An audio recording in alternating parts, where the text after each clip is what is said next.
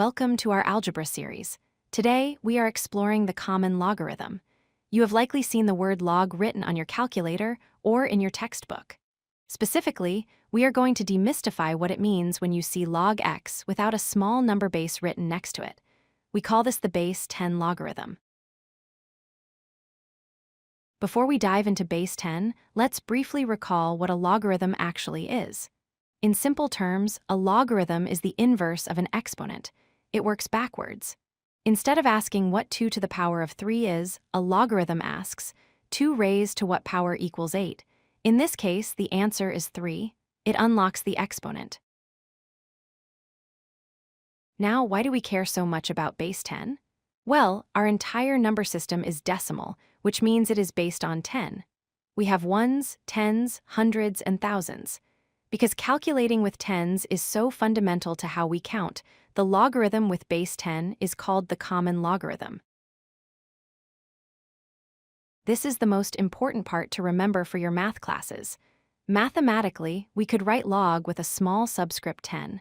However, because it is used so frequently, mathematicians are lazy efficiently.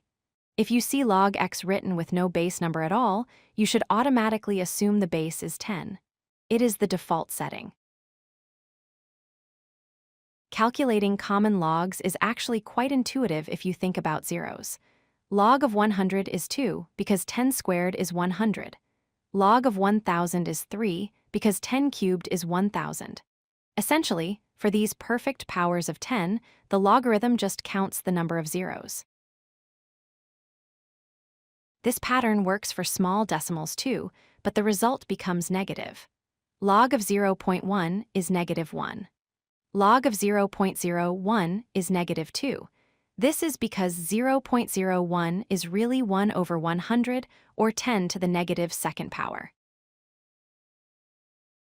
If we graph y equals log x, we can see some unique properties. First, the line crosses the x-axis at 1 because the log of 1 is always 0. Second, notice how the curve flattens out.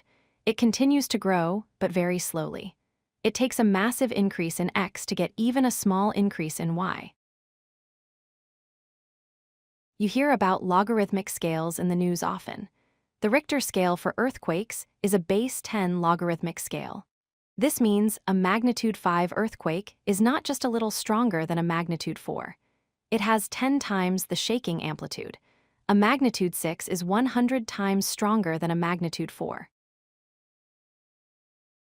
In chemistry, the pH scale measures how acidic or basic a liquid is. This is also logarithmic. A small change in the pH number represents a large change in the actual concentration of hydrogen ions. This allows scientists to work with nice, simple numbers like 7 or 8 instead of writing out tiny decimals with many zeros. To wrap up, remember these 3 things.